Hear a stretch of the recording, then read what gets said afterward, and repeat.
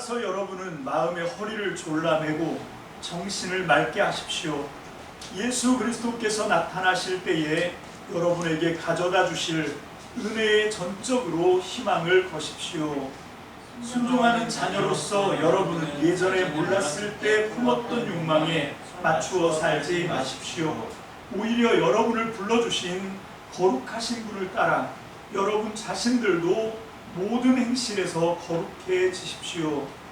성경에 이렇게 적혀있기 때문입니다. 너희는 거룩하게 되어야 한다. 내가 거룩하기 때문이다.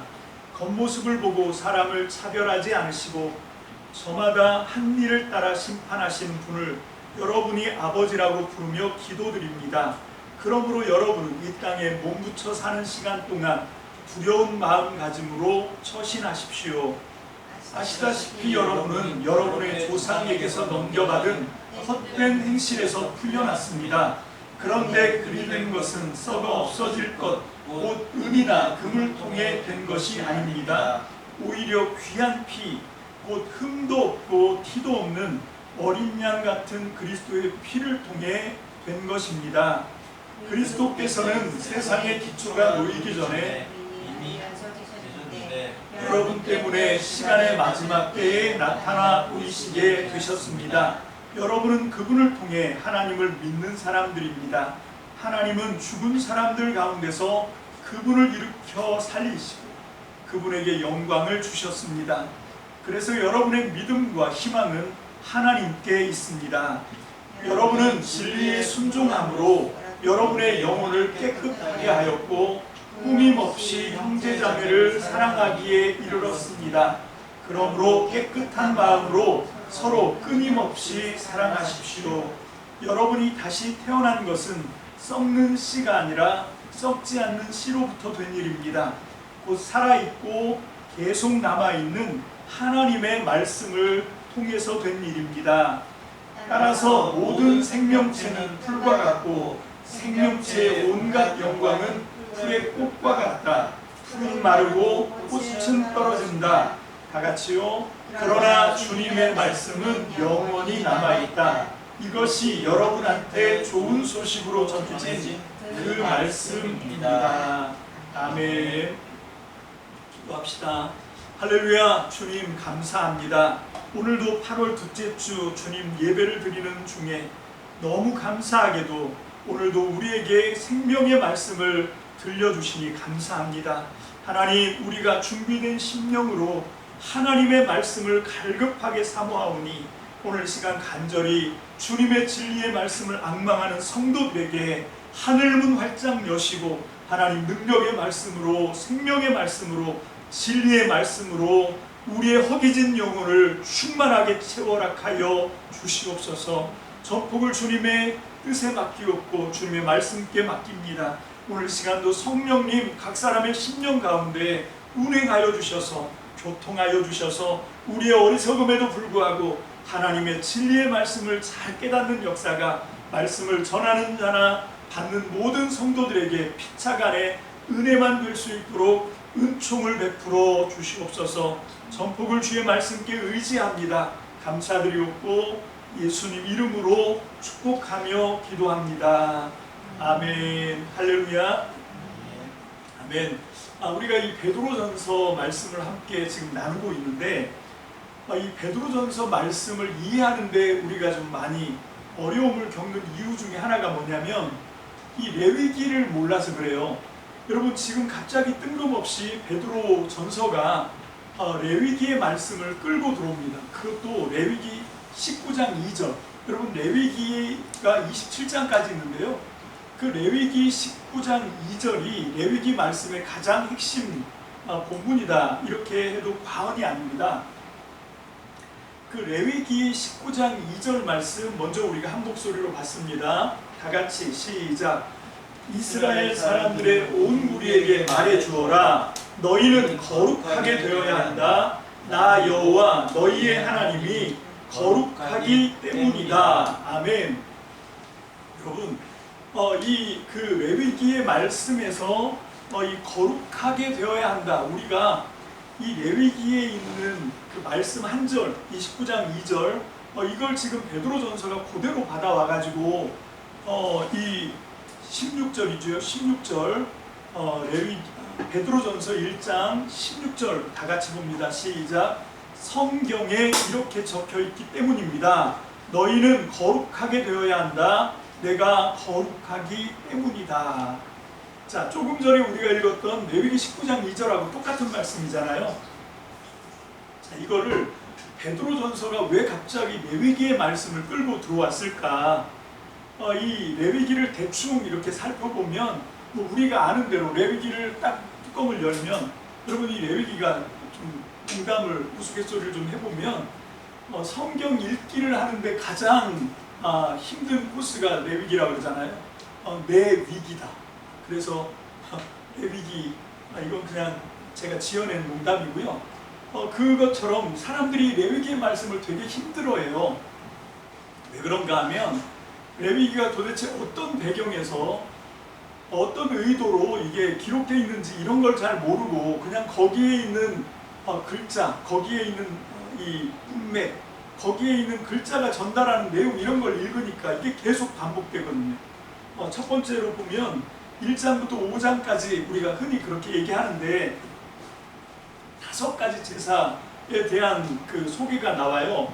그게 뭐냐면 번제 1장, 소제 2장, 화목제가 3장, 속죄제가 4장, 그리고 속건제가 5장 이렇게 사람들이 생각하는데 사실은 4장부터 5장 13절까지가 속죄제고요.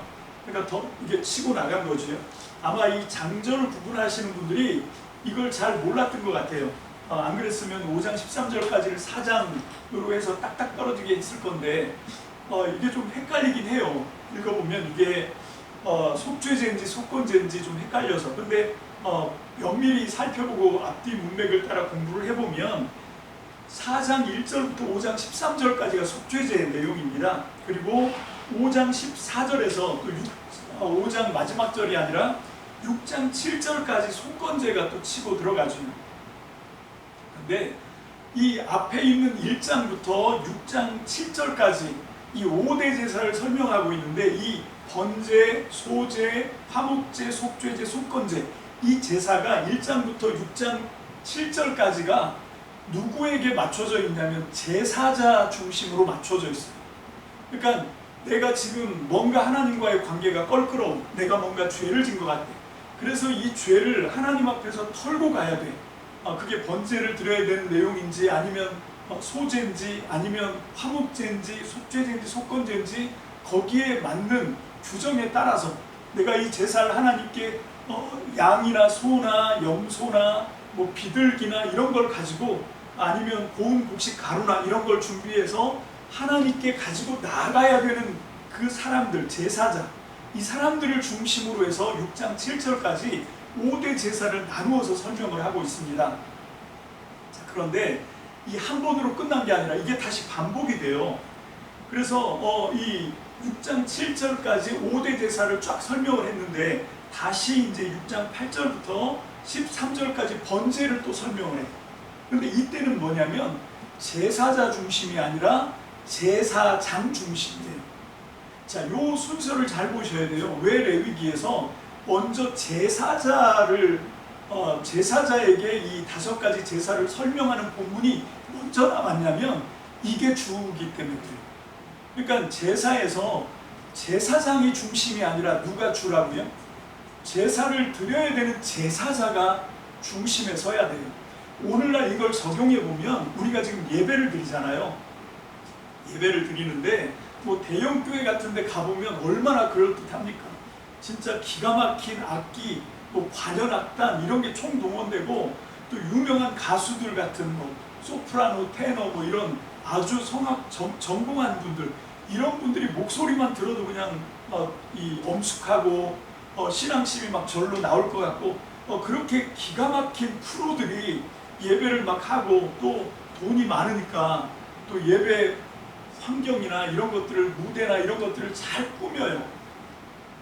그런데 가면 막 절로 은혜가 되거든요. 근데 우리가 착각하지 말아야 되는 건 여러분 이 제사가 오늘날 신약 시간으로 오면 제사가 곧 예배거든요.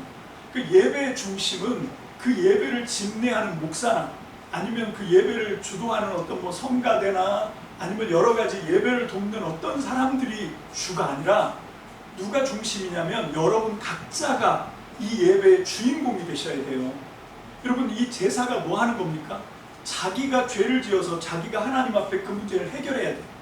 여러분, 그런데 내가 죽을 수 없으니까 대신 소 끌고 오고 염소 끌고 오고 양 끌고 와서 개를 죽이고 피 쏟고 껍데기 벗기고 각을 뜨고 그러면서 그걸 다 불에다 태우고, 여러분 그러면서 어떤 마음을 가져야 되냐면 내가 저 벌 받아야 되는데, 내가 하나님 앞에 죄인인데, 이게 있어야 돼요. 이게 예배의 중심입니다. 상한 심령으로 하나님 앞에 짓고 하는 겁니다. 하나님은 그걸 원하지 황소를 드리는 거 원하지 않아요. 한 주간 살아오면서 내가 하나님의 백성이라고 하나님의 뜻대로 살겠다고 약속을 했는데, 하나님 내가 연약해서 그렇게 하지 못했습니다 하고 하나님 앞에 정말 내 모습을 그대로 드러내면서 하나님 앞에 회개하고 자복하고 하나님 앞에 내 죄의 용서를 구하는 그런 게 진짜 예배인 거죠. 여러분, 그래서 이 레위기가 제사자들의 5가지 제사를 먼저 설명하고 있는 거예요. 그 다음에 제사장은 뭐 하는 사람이냐? 그냥 그걸 옆에서 보조하는 사람이에요. 서포트하는 사람이지 예배를 뭐 설교자가 예배 인도자가 주도하고 그런 게 아닙니다. 근데 가만 보면 뭐 큰 교회든 작은 교회든 뭐 대동소이한 것 같아요. 한번 지난번까지의 예배를 한번 여러분들이 생각해 보시는 거예요. 지난주에 드렸던 예배 아니면 그 전주에 드렸던 예배, 제가 묻습니다. 여러분들 뭐 하셨어요? 그냥 가만히 앉아있다 가신 거 아닙니까? 가만히 앉아서 물론 찬송도 하고 같이 기도도 하고 뭐 헌금도 드리고 했지만 그냥 가만히 앉아서 1시간, 우리 교회 같은 경우는 1시간 반 이렇게 그냥 앉아있다 가고, 이게 아니란 말이에요. 우리가 각성해야 돼요. 예배는 하나님 앞에 정말 내가 하나님과 1대1로 만나는 시간이 돼야 됩니다. 여러분, 그래서 이 레위기가 이 제사, 이게 예배의 원칙이거든요. 그래서 이런 원리를 알고 이걸 보면 이게 정말 너무 감동스러운 그런 말씀이죠. 그래서 이 레위기가 우리가 좀 잘 이해를 해야 되는데, 그러면서 결국은 뭐냐면 그렇게 제사에 대해서 설명하고 그리고 이제 11장부터는 그게 이제 10장까지 쭉 나오는데, 나머지는 제가 참고 성구에 이렇게 올려놓은 거는 그냥 여러분들이 한번 이렇게 쑥 훑어보시면 될 것 같아요. 나중에 이제 공부할 기회가 있으면 여러분들이 레위기를 확실하게 잡고 가야 돼요. 여러분, 그런데 오늘 제가 이 베드로전서를 설명하면서 오늘 본문 1장 13절로 25절까지의 본문을 열어 제치는 가장 중요한 키가 뭐냐면 이 레위기를 어떻게 우리가 이해하느냐, 이게 정말 중심이에요. 왜냐하면 이 베드로전서가, 이 베드로전서 편지를 쓸 때 왜 갑자기 레위기를 끌고 들어왔을까요? 그냥 거기 있는 말이 멋있어서 그게 아닙니다. 베드로가 생각하기에 이건 베드로가 그 레위기의 말씀을 자기가 이해한 거예요. 해석한 거예요. 근데 지금 베드로는 지금 자기가 늙고 힘이 없고, 거기다가 바울은 잡혀왔고, 믿었던 야고보는 이제 죽임을 당했고, 이제 이 교회가 지리멸렬할 것 같은 거예요. 이제 정말 사분오열할 것 같고, 이것들을 어떻게 하지? 그런 간절한 마음이 있었던 거죠. 이 약한 교회를 어떻게 하면 내가 가고 없더라도 이 교회가 정말로 더 강하게 하나님의 뜻을 감당하면서 점점 더 그 교회가 온전해질 수 있을까, 이 고민을 했다고 제가 그랬잖아요. 근데 그거에 대한 해답을 베드로가 어디서 찾았냐면 레위기에서 찾은 거예요. 그러니까 이 편지를 쓰면서 앞에 있는 이 서로 인사하고, 그리고 1장 1절부터 지난 시간까지 우리가 봤던 12장까지는 그냥 어떻게 보면 도입 부분이라고 할 수가 있죠. 물론 굉장히 중요한 내용이긴 하지만, 여러분 그렇게 들어가고 난 다음에 이제 본격적으로 이 베드로전서, 자기가 지금 편지를 쓰려고 하는 그 목적을 달성하는 데 있어서 레위기의 말씀을 끌고 왔다라고 하는 건, 베드로가 지금 이해하고 있는 레위기는 어떤 해석일까? 우리가 그걸 좀 물론 그건 나중에 가서 천국에 가서 베드로 사도께 물어봐야 정확하게 알겠지만, 근데 그러면 그렇게 될 때까지 그냥 손 놓고 있어요? 그럴 수는 없잖아요. 그래서 우리가 좀 한번 궁리를 해보는 거죠. 베드로 사도는 왜 베드로전서 편지를 쓰는데 이 레위기, 그것도 19장 2절에 있는 말씀, 거룩한 행실을 요청하는 하나님, 하나님이 이스라엘 백성들에게 요구를 하세요. 여러분 레위기의 말씀에 보면 번제를 드려라, 소제를 드려라, 화목제를 드려라, 속죄제 드려라, 속건제 드려라 막 요구를 하세요. 왜? 이제 하나님과 이스라엘 백성이 언약 관계가 됐거든요. 이제 나는 너희의 하나님이 됐고 너희는 내 백성이 됐으니까 너희 가만히 있어, 내가 다 알아서 해줄게, 이런 게 아니라고요. 하나님 뭐라 그러시냐면 이 험한 세상 가운데서 이제 너희가 내 백성이면 내 백성처럼 살아라. 그걸 한마디로 줄이면 뭐냐면 내가 거룩하니 너희도 거룩해라, 이렇게 말씀하시는 거예요. 자, 이 레위기의 말씀은 그럼 언제 쓰여진 말씀일까? 물론 그 레위기 안에 있는 내용을 살펴보면 이 말씀이 언제쯤 쓰여졌다고 우리가 짐작할 수가 있냐면 이 모세가 하나님의 그 부름을 받고 하나님께 소명을 받고 호렙산이죠. 시내산 호렙산 똑같은 말입니다.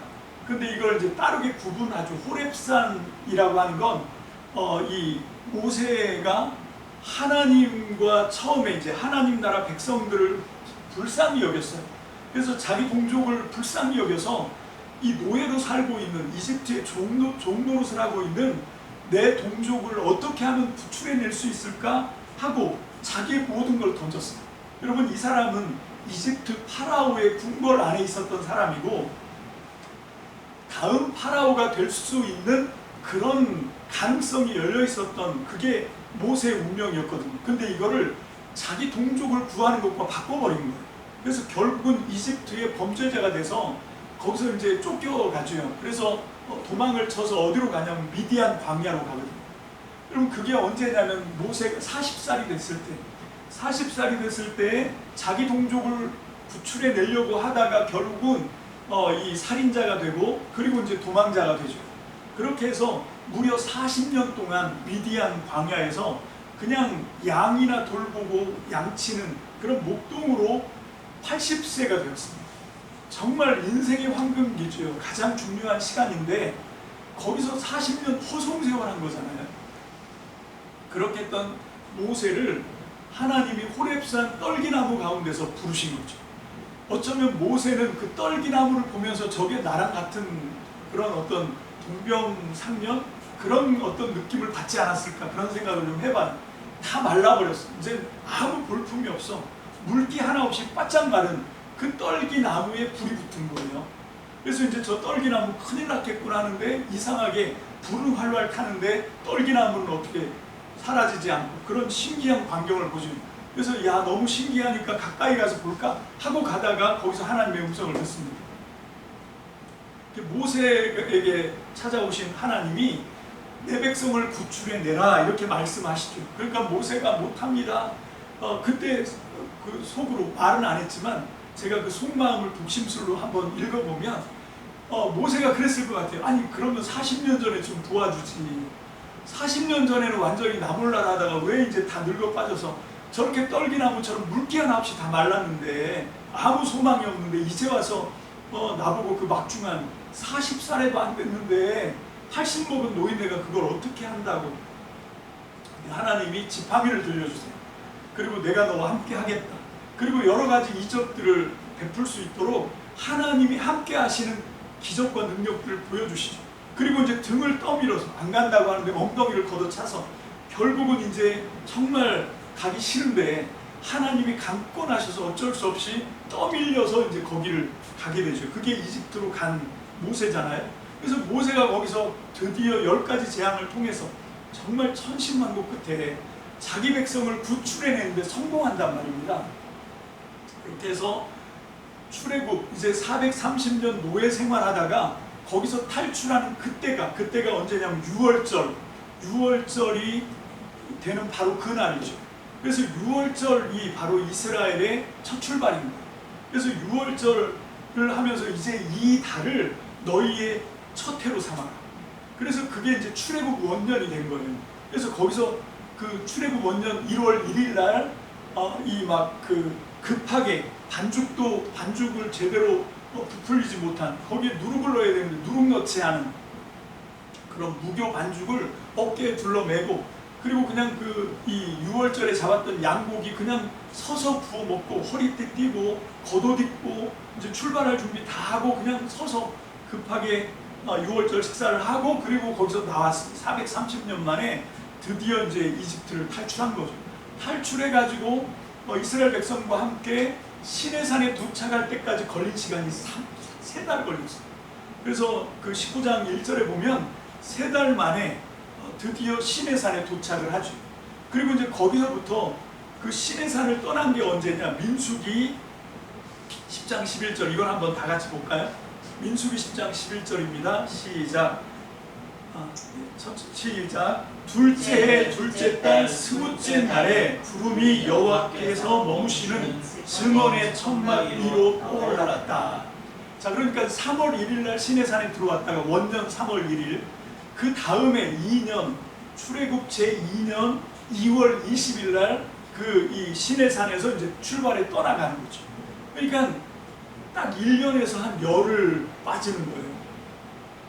그렇게 동안 시내산에서 머물다가 이제 거기서 떠나오게 됐는데 그 1년 동안 이 사람들이 거기서 뭘 했냐? 십계명을 받았고요. 그리고 모세가 그 시내산에 올라가서 2번이나 올라갔죠. 거기서 이제 첫 번째는 40주야를 하나님 앞에서 금식하면서 하나님의 말씀을 받았는데 금송아지 사건 때문에 결국 이게 이제 수포가 될 뻔했다가 다시 하나님이 돌이키셔서 모세의 간구를 들어주시고 다시 이제 이스라엘 자손들과 언약을 다시 확증하는 그런 이제 그 십계명 말씀을 다시 한번 써서 주시는 그 사건이 있었고, 그때 올라갔을 때 그냥 말씀 십계명만 받은 게 아니라 언약의 말씀, 율법의 말씀만 받은 게 아니라 거기서 또 뭐를 받냐면 굉장히 중요하죠. 더 중요한 건 아니고 뭐 경중을 따지는 건 좀 의미가 없을 것 같습니다. 어떻게 보느냐에 따라서 언약 말씀 받은 게 중요할 수 있고 또 이 성막을 어떻게 만들어야 되는지에 대한 그런 제조법, 이걸 하나님께 직접 받아와요. 이것도 되게 중요한 거죠. 왜냐하면 우리는 연약하기 때문에 하나님의 언약의 말씀을 우리가 온전히 감당할 수 없어요. 하나님께서 요구하신 그거를 우리가 완벽하게 100% 만족하게 이렇게 성취할 수 없다는 걸 하나님이 아시고, 그렇게 됐을 경우 하나님의 언약의 말씀을 비껴가서 이게 이제 하말티아라고 하는 죄라고 하는 단어거든요. 하말티아가 뭐냐면 사수가 사선에 서서 시위를 당겨요. 그러면 활 시위를 당긴 사람은 뭐를 보냐면 표적을 보거든요. 목표를 향해서 활을 날렸는데 무슨 이유인지, 아니 바람이 불었든지 아니면 시위를 놓는 순간 갑자기 재치기가 나와서 손이 흔들렸든지 어쨌건 내가 원했던 목표, 표적에 맞지 않고 화살이 비껴가는 거, 그게 하말티아예요. 그러니까 무슨 얘기냐? 하나님이 우리 각 사람에게 원하시는 목표가 있거든요. 근데 그 목표가 성취되지 못한 것, 그 하나님의 뜻을 우리가 이루어드리지 못한 것, 이게 이 성경이 말씀하고 있는 대표적인 죄예요. 하말티아라고.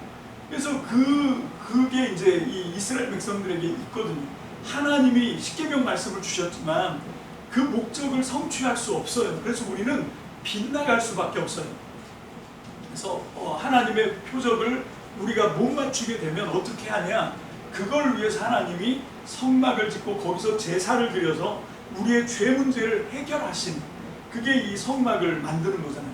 그래서 이 성막을 만들으라라고 하나님이 요구를 하셨고, 그게 이제 이 1년 동안 시내산 아래에서 모세의 그 중계를 따라서 모세가 이제 하나님과 이스라엘 백성들 중간에 서서 하나님의 뜻을 받아서 이제 이스라엘 백성들에게 전달하는 거죠. 그렇게 해서 드디어 성막이 완성된 거예요. 성막이 완성되고 그 성막에서 쓰임받을 제사장, 이제 8장에 나오죠. 레위기 8장에 제사장 위임식을 하는 거예요. 그리고 9장에 가면 아론이 대제사장으로서 첫 번째 제사를 드리는 내용, 이게 이제 레위기거든요. 그러면 아론이 처음으로 제사를 드리는데 여기 진짜 영광스러운 얘기가 나와요. 이거는 꼭 한번 보고 갑시다. 좀 거꾸로 이렇게 가서 레위기 9장 23, 24절입니다. 레위기 9장 23절, 24절 다 같이 시작. 모세와 아론이 만남의 천막에 들어갔다가 나와서 백성에게 복을 빌어 주었다. 그러자 여호와의 영광이 온 백성에게 나타났다. 불이 여호와 앞에서 나와 다 태우는 제물과 기름을 제단 위에서 집어삼켰다. 온 백성이 보고 기뻐 외치며 엎드렸다. 자, 이게 이제 9장에서 아론이, 여러분 이게 헷갈리시면 안 되는 게 1장에 번제에 나오지 않았나? 2장에 소제 나오고 3장에 화목제 나오고 4장에 속죄제 나오고 5장에 속건제 나오고 다시 또 6장 8절부터 또 번제 얘기 나오고 했으면 이미 제사를 드린 거 아닌가? 아니요. 여러분 지금 성막이 출애굽기 40장에 완성됐어요. 성막이 완성되고 난 다음에 그 다음에 아론과 아론의 4명의 아들들이, 아론은 대제사장으로, 그리고 4명의 아들은 제사장으로 그렇게 이제 각각 위임을 받습니다. 이게 8장이에요. 그래서 위임식을 하고 9장에서 드디어 4가지 제사를 드리거든요. 속건제 빼고 나머지 모든 제사. 그래서 화목제, 그 다음에 번제, 그리고 속죄제, 속죄제가 맨 먼저 나오죠. 소제, 속죄제, 소제, 그 다음에 화목제, 뭐가 하나 빠졌죠. 하여튼 속건제를 빼고 나머지 4가지 제사를 거기서 한 번에 한 날에 다 드려요. 위임식 한 그날 위임식을 마치고 이제 대제사장으로서 의복을 다 갖춰 입고 에봇을 입고 그 에봇 위에 흉배, 이 흉배라고 하는 거기에 보석이 이렇게 12줄로 박혀, 그 4개가 3줄 이렇게 해서 12개의 보석이 박혀 있거든요. 그 각각의 보석이 이스라엘 12지파를 상징하는 거고, 제사장은 뭐 하는 사람이냐? 그 12지파를 가슴에 품고 그 영혼들을 위해서 하나님의 뜻이 성취될 수 있도록 그걸 책임지는 사람이 제사장입니다. 그게 대제사장의 의무죠. 그래서 이 아론이 대제사장으로서 이 완벽하게 다 갖춰 입은 다음에 그 회막이라고 하죠. 그 성막, 거기서 이제 하나님의 명령을 따라서 처음으로 제사를 드려요. 그 전까지는 하나님과 이스라엘 백성들 사이를 왔다 갔다 하면서 하나님께 이스라엘 백성들의 이 소원을 이렇게 전달하고 또 하나님의 뜻을 이스라엘 백성들에게 와서 선포하고, 이걸 누가 했냐면 모세가 했습니다. 근데 이제 9장, 레위기 9장에서는 드디어 아론이 모세를 제치고 아론이 중심이 돼서 하나님과 이스라엘 백성 사이에 대제사장 역할을 하는 첫날입니다. 이 첫날에 하나님이 아론이 모세와 함께 손잡고 지성소까지 들어가서 하나님을 뵙고 나오니까 어떤 일이 벌어지냐? 나와서 이스라엘 백성들에게 아론이 손을 들어서 축복하니까 하나님의 임재가 나타난 거예요. 하나님의 영광이 온 이스라엘 백성들 가운데 나타났습니다. 뭘로? 큰 불로. 지금 번제물이, 그 번제단에서 번제물이 타고 있었거든요. 이미 사람들이 붙인 불이 있었어요. 그 번제단에서 불이 붙고 있었는데 더 강력한 불이 그 제물을 확 삼켜버립니다. 이걸 통해서 하나님이 내가 너의 하나님이고 이제부터 너희와 영원히 함께 하겠다라고 하는 걸 아론이 그 위임식을 마치고, 그리고 이제 처음으로 4가지 제사를 드리고 그 제사를 드리면서 그 지성소까지 들어가서 하나님 앞에 속죄의 피를 뿌리고, 그리고 나와서 이스라엘 백성들을 축복하니까 그때 놀라운 응답으로 하나님이 하나님의 성령의 불을 주신 거죠. 그런데 10장에 가니까 이 아론의 2 아들이 있었는데 나답과 아비우, 장남 차남인데 이 나답과 아비우가 다른 불을 들고 들어간 거예요. 여호와가 아론의 축복으로 응답의 불, 그걸 갖고 갔어야 되는데 왜 그랬을까요? 나답과 아비우가 왜 그랬을까? 아버지만 그렇게 가운데서 서포트라이트 받고 한 거가 아마 약간 시기가 났던 것 같아요. 우리도 제사장인데, 우리도 하나님께 예배할 수 있는데 왜 우리 아버지가 이걸 다 해서, 그냥 우리도 다른 분을 갖고 와서 하나님께 좀 인정을 받자. 그러면 하나님이 아론 자기 아버지 대제사장에게 그렇게 응답을 주신 것처럼 우리에게도 해주지 않을까? 왜 이 다른 불인가 하면 이건 향이거든요. 이 불은 향을 띄워서, 향은 뭐 하는 거지? 연기예요, 연기. 이걸 잘 그림을 그려보셔야 돼요. 여러분, 이 향이 왜 필요하냐면 지성소 들어갈 때는요, 하나님 앞에 지성소 들어갔는데 육체가 보이면 죽어요. 왜냐하면 우리는 죄이기 때문에. 그래서 그 분향단이 왜 성소 안에 있냐면 거기에 불을 붙이면 연기가 나거든요. 그 연기를 먼저 지성소 안에 가득 차게 해야 돼요. 가득 차게 해서 그 연기가 자욱한 속에 지성소에 들어가서 하나님을 뵙고 나오는 거예요. 그래서 다른 불을 가지고 향을 피우고 그 다른 불을 갖고 성소에 들어갔다는 건 지성소까지 들어가겠다는 얘기예요. 그래서 연기를 막 피우고 들어갔는데 불이 나오긴 나와요. 불이 나오긴 나오는데 어떻게 나오냐면 재물을 태운 게 아니라 나답과 아비후를 삼켜버렸어요. 그래서 그 자리에서 즉사를 합니다. 그래서 다른 불을 들였다가 하나님 앞에 징계를 받는 나답과 아비후 얘기가 나오거든요. 근데 여기서도 굉장히 놀라운 얘기는 레위기 10장 되게 중요합니다. 잘 읽어보시면 여기서도 하나님이 아론을 굉장히 중요하게 해요. 그래서 이 이제 뭡니까, 이 속죄제를 드리고 나면 남은 고기는 보이면 안 돼요. 화목제를 드리고 나면 그거를 반드시 먹어서 치워야 되거든요. 근데 이 화목제 제물의 고기를 아론이 어떻게 하냐면 다 태워버려요. 다 태워버려요. 그랬더니 모세가 막 화가 났어요. 여러분, 이 10장 처음에는 누가 화가 났죠? 여호와 하나님이 화가 나셨어요. 맹렬하게 진노하셔서 나답과 아비후를 불로 삼켜버린 거죠. 근데 이제 끝부분에 10장 끝부분에 가면 이번에는 모세가 막 불같이 화를 내요.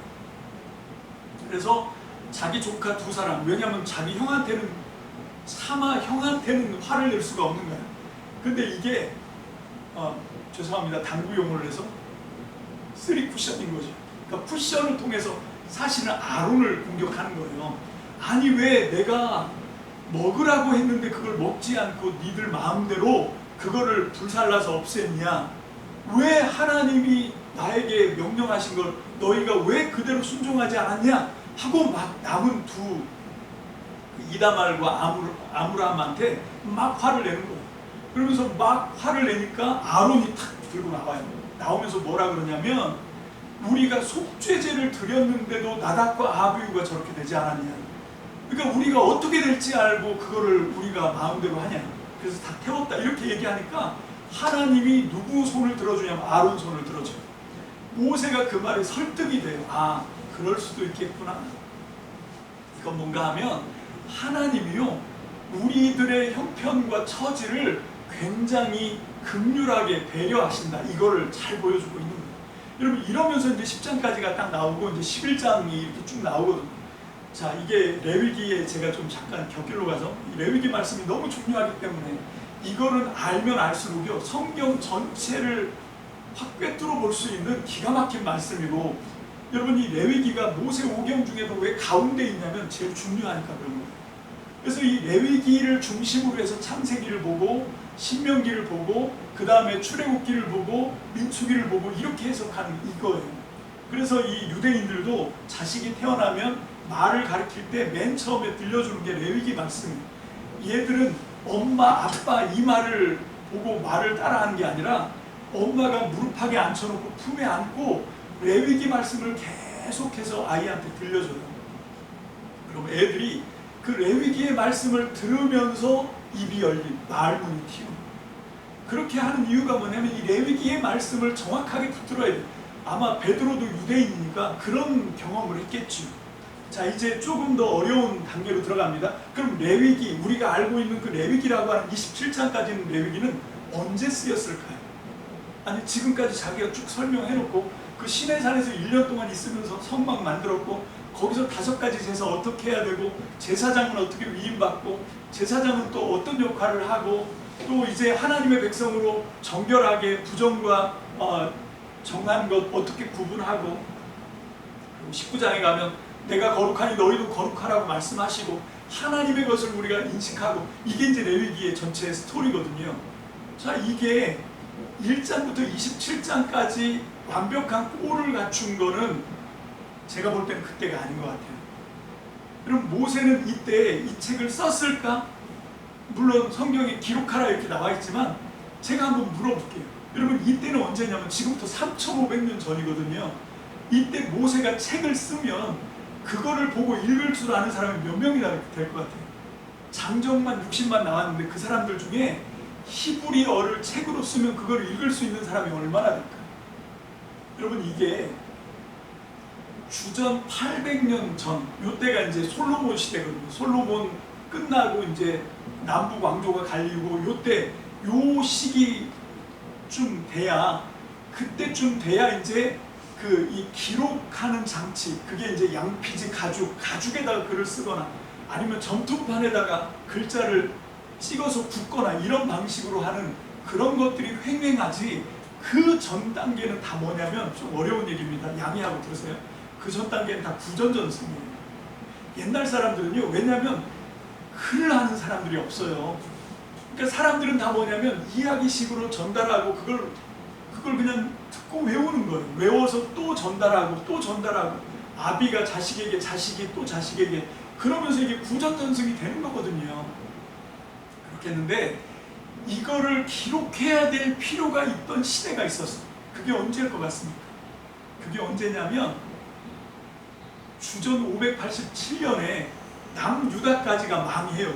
하나님 나라가 북이스라엘 주전 722년에 망하고, 남유다가 이제 587년에 바벨론에 의해서 망하고 포로로 끌려가요. 그때는 모든 사람들이 이제 이스라엘은 끝났구나 이렇게 생각했어요. 여러분, 그런데 이게 하나님 나라인데 여기서 끝나면 안 되잖아요. 여러분, 이때가 가장 심각한 정체성의 위기가 있었던 거예요. 아, 이 나라가 이제 여기서 끝나는가 보다, 이런 정체성의 위기에 있을 때, 그때 이 모세오경을 비롯해서 중심되는 사람들이 뭘 했냐면, 여러 가문의 구전전승으로 내려왔던 율법 말씀을, 레위기부터 시작해서 창세기, 출애굽기, 민수기, 신명기, 이 말씀들을 수집해서 그거를 기록하기 시작했어요. 그리고 그거를 완성한 사람이 누구냐면 학사 에스라입니다.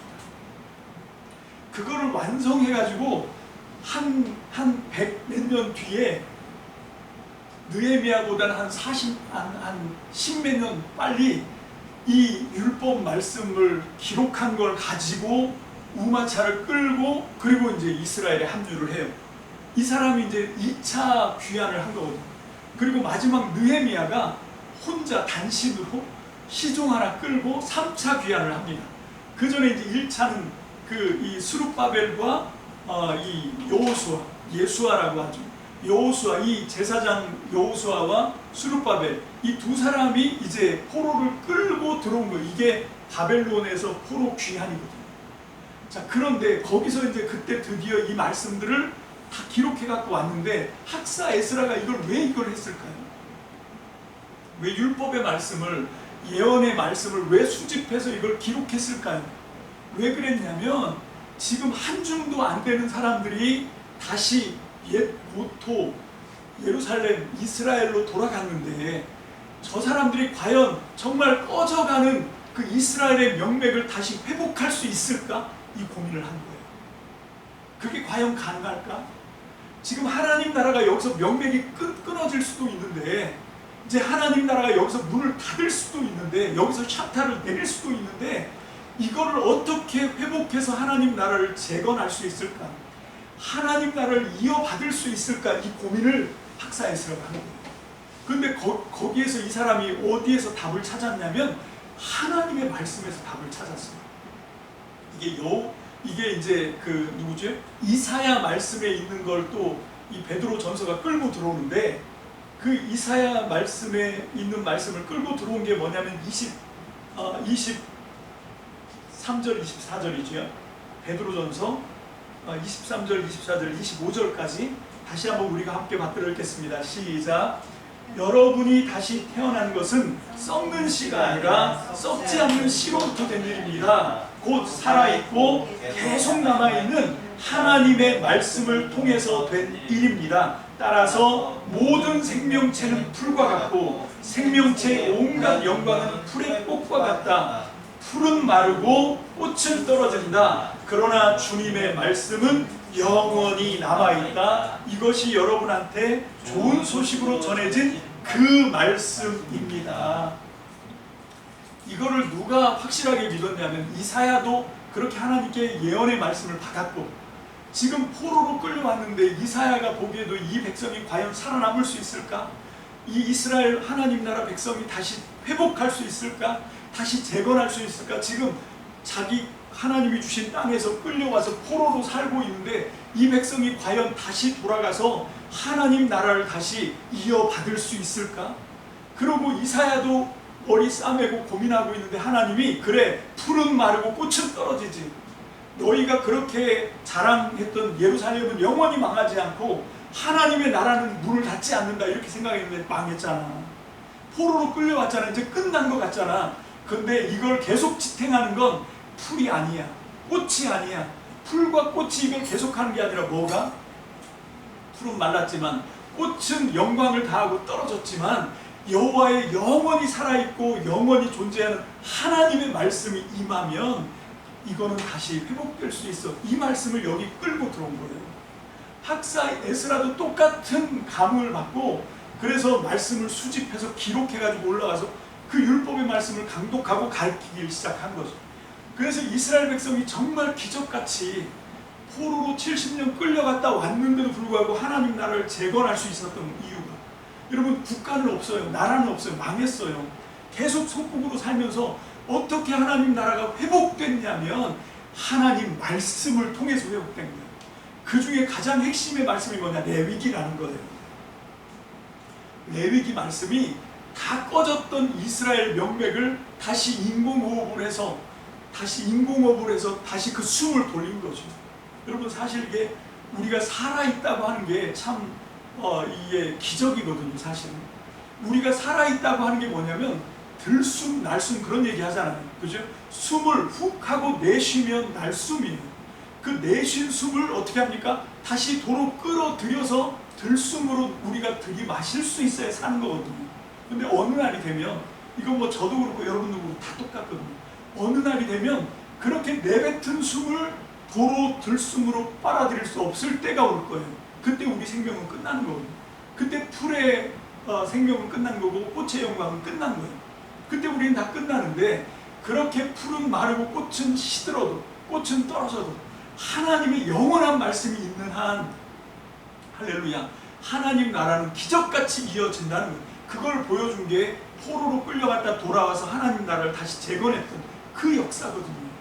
그 역사를 뭐가 만들었냐? 포로 귀환한 사람들이 막 열성으로 스룹바벨과 예수아와 뭐 호세아와 그 뭐 여러 가지 스가랴와 뭐 이런 사람들이 뭘 했냐? 아니요. 학계 선지자 이런 사람들이 뭘 했냐? 아니요. 그 사람들을 사로잡았던 게 하나님의 말씀이고, 그 말씀의 영광이, 말씀의 능력이, 말씀의 숨이, 여러분 이스라엘 백성들을 그 포로로 끌려갔다 돌아와서도 계속 강대국을 바꾸면서 포로 생활을 하는 중에 하나님 나라를 재건해서 오늘까지 온 거잖아요. 여러분 그게 어떻게 가능했냐? 하나님 말씀으로. 베드로가 그렇게 이해한 거예요. 레위기 말씀으로. 그래서 이 레위기의 말씀을 끌어들인 거예요. 그 레위기의 말씀에 뭐가 있냐? 내가 거룩하니 너희도 거룩하라. 여러분 이 거룩하다는 말, 여러분 이거를 또 풀면 이게 또 오늘 밤을 새워도 다 못 푸는 말인데, 간략하게 얘기하면 거룩하다가 여러 가지 의미가 있지만 그 중에 하나가 구별된다는 거예요. 여러분 일반 신하고 하나님이 구별되는 신이에요. 어떻게 구별되지? 하나님이 그래요. 나는 거룩하다. 여러분 나는 거룩하다라고 하는 게 뭐냐면 다른 신은 다 신이 아니고 나만 신이다 이 얘기도 있지만, 또 한편으로 뭐가 있냐면 기존에 있었던 다른 신들하고 여호와 하나님이 전혀 다른 모습이에요.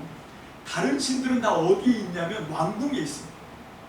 대도시에 있어요. 거기서 그 왕권을 강화시키고 뭐 이런 거에 쓰임받는 게 다른 신들이거든요. 근데 이 여호와 하나님은 어디로 오신 거예요? 호렙산에.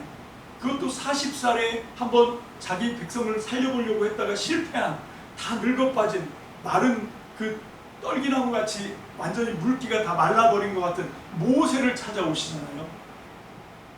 정말 한 줌도 안 되는, 이제 제노사이드 당해서 이제 멸종을 당할 위기에 있는 그 히브리인들을 찾아오셔서 그 사람들, 종살이하고 있는 그 사람들을 다시 살려서 그 사람들을 광야 40년 동안 물도 없고 정말 아무 뭐 생명도 없는 그 광야에서 40년 동안 그렇게 끌고 와서 하나님 나라를 만드신 분, 그분이 하나님 여호와예요.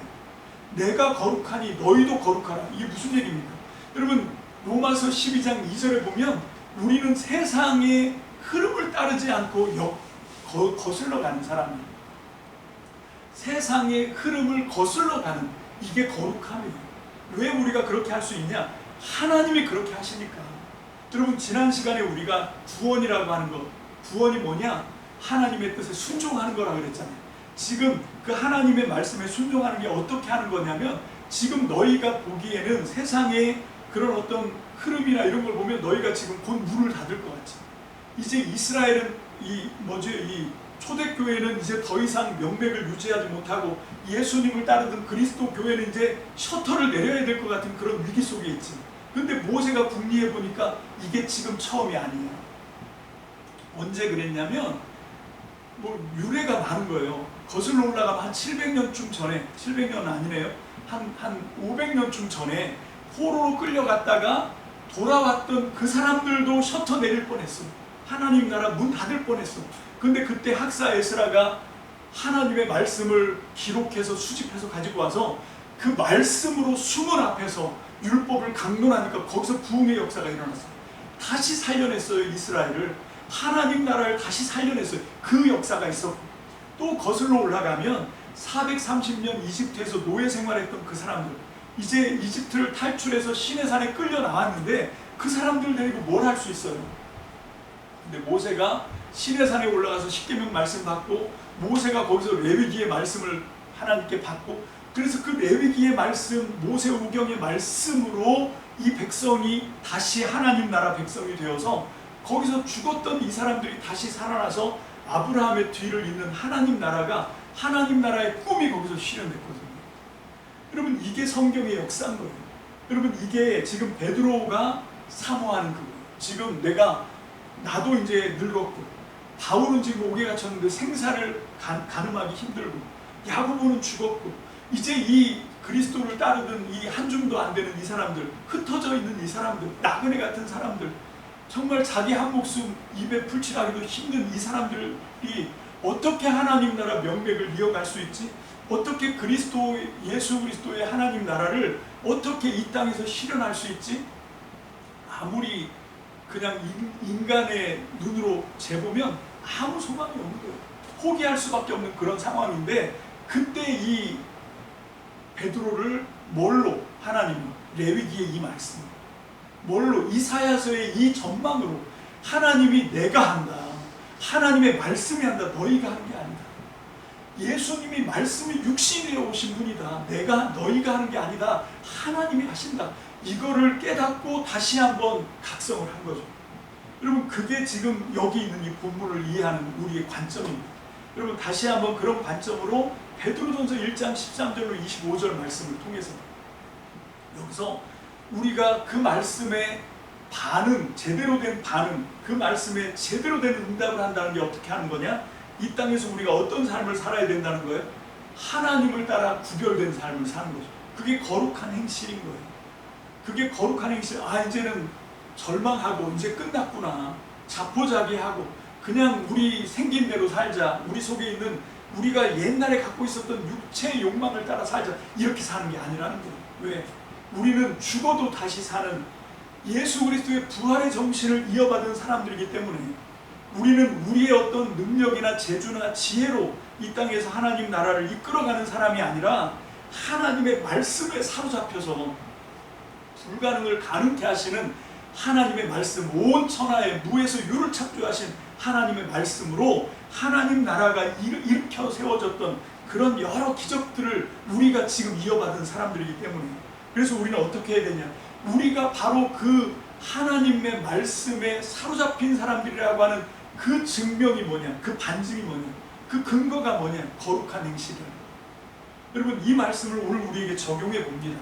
여러분, 우리가 이 땅에 살고 있는데 정말 세상의 어떤 기준이나 이런 걸 보면 우리는 참 절망할 수밖에 없는 조건들이죠. 뭘로 우리가 세상에서 뭘 할 수가 있겠어요? 아무것도 없어요. 근데 우리는 그런 세상 사람이 아니에요. 우린 누구냐면 흩어진 나그네인데 누구예요? 하나님께 선택받은 하나님 나라 백성이에요. 믿습니까? 아멘. 그러면 우리의 기준은 뭐냐면 하나님의 말씀이에요. 그 하나님의 말씀이 우리를 다시 살리실 거고, 우리를 이 땅 가운데서 당장 꺼질 것 같은데, 떨기나무 붙은 불처럼 안 꺼지고 오히려 그 불이 하나님의 나라의 불로 활활 타오르게 될 줄로 믿습니다. 아멘. 그런데 그거를 우리가 진짜 믿는다는 반증이 뭐냐? 우리의 삶의 행실인 거죠.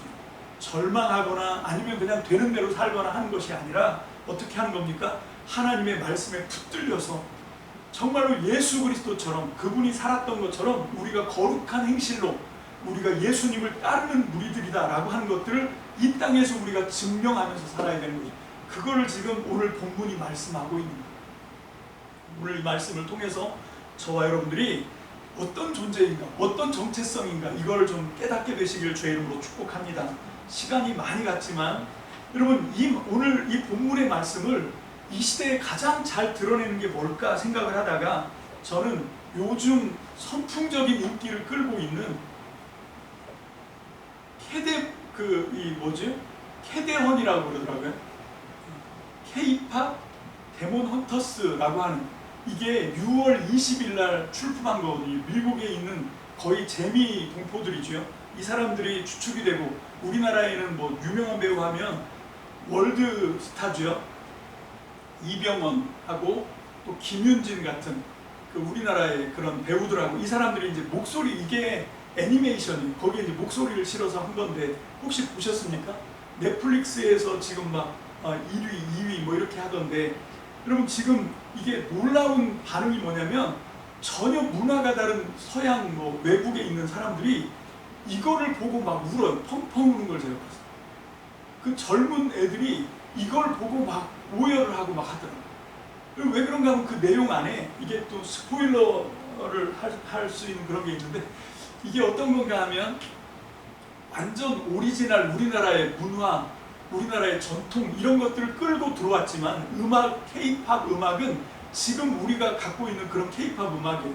그래서 이걸 위해서 한 9곡을 작사 작곡해서 발표를 했고 한 3곡 정도를 기존에 있는 K-팝 음악을 끌고 들어와서 이걸 이제 쭉 만들어서 했던데, 그 중에 그 선풍적인 인기를 반영하는 게 뭐냐면 골든이라고 하는 그 음악이죠. 이 음악이 지금 2주째 빌보드 차트 2위가 되고 있어요. 그 2위, 9주째 1위 하는 게 있는데 이제 이 골든이 2위를 이제 2주간 2위를 했더라고요. 점점 치고 올라가는 기세고, 또 여기에 그 신곡 발표된 9곡이 전부 빌보드 차트 100위 안에 다 들어가 있어요. 그 중에 맨 마지막 꼴등이 74위예요. 그러면 이거는 진짜 어마어마한 기염을 토하는 거예요. 이걸 어떻게 비교해서 알 수 있냐면 이 애니메이션 주제가가 빌보드 차트에 올랐던 최고 성적이 뭐냐면 우리가 잘 아는 겨울왕국의 레리꼬. 그 레리꼬 그게 이 4위로 그쳤어요. 이게 최고 기록이에요. 애니메이션 주제가가 빌보드 차트 제일 높이 올랐던 게 이 레리꼬. 이게 4위까지밖에 못 올라갔는데 이게 벌써 2위를 2주나 했고, 이제 조만간 9주째 1위 하는 걸 제낄 수 있는, 그건 뭐 앞으로 될 일은 누구도 장담할 수 없지만 하여튼 그런 가능성이 있는 그런 기가 막힌 거예요. 근데 이게 왜 온 세상에 있는 그런 젊은 세대들한테 이게 왜 선풍적인 인기가 됐냐? 바로 여기 지금 베드로가 전망하고 있는, 베드로 전설을 통해서 베드로가 지금 기대하고 있는 그것과 딱 맞아 떨어져요. 여기에 그 구도는 간단해요. 그 옛날부터 우리나라의 그 귀마, 그 혼문의 세계에서 악령들이 인간의 혼을 빨아먹으려고 막 하는데, 그거를 맞서는 게 누구냐면 이 헌터라고 하는 거죠. 이 헌터들이 뭘로 이 귀마와 이 악령들과 맞섰냐면 음악이에요. 노래를 통해서 사람들의 영혼을 감동시켜서 그 사람들의 영혼에 있는 힘을 끌어모아서 그물을 만들고 그걸로 이걸 이제 이 방어진을 치는 거죠.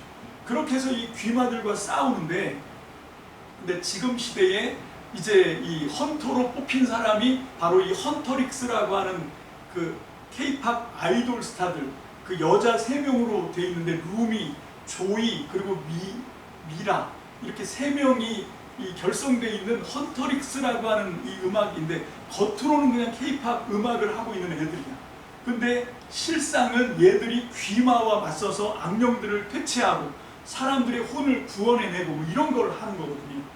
근데 더 이렇게 들어가 보면 거기에 주인공으로 있는, 진짜 스포츠, 주인공은 루미가 이게 출생의 비밀이 있어. 얘가 인간하고 그 악령의 혼혈이야. 그래서 몸에 문양이 있는 거예요. 근데 이거를 드러낼 수가 없어. 그 악령하고 인간의 혼혈이 지금 악령하고 싸우는 거잖아. 그래서 자기가 함께 활동하고 있는 그 조이나 미라한테도 감추고 막 그러면서 자기 혼자 꽁꽁 감추고 있었는데, 이거를 이제 깨트리기 위해서 귀마가 누구를 동단시키냐면 사자보이스라고. 얘들이 진짜 저승사자는 아니에요.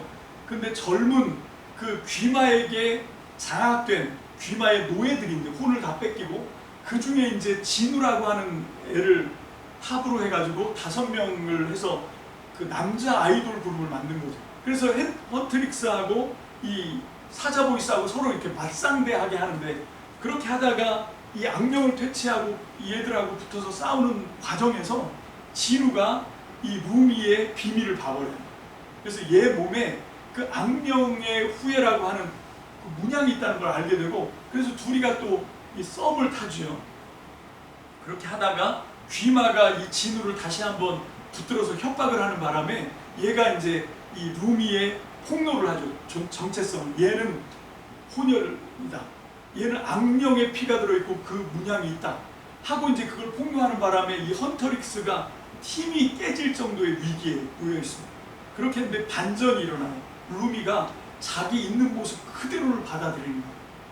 그리고 자기가 어떤 존재라는 걸 그냥 온 세계에 다 드러내면서, 그 전까지는 이렇게 감추고 가식으로 이렇게 했던 거를 이제는 정말 진솔한 모습으로 자기 연약함을 드러내면서, 이게 흩어진 나그네인 거예요. 그렇게 함에도 불구하고 자기에게는 지금 뭐가 그 사명으로 뭐가 있는 거예요?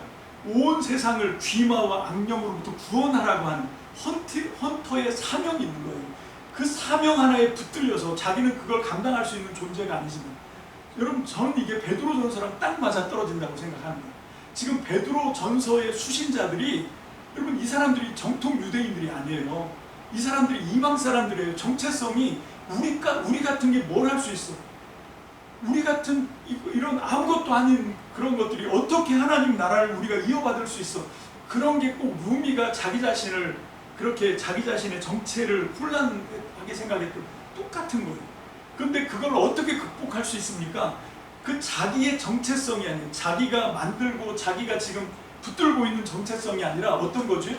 그런 아무것도 아닌데 풀과 꽃과 같은 금방 마르고 금방 시들어버리는 그런 존재들에게 뭐가 임한 거예요?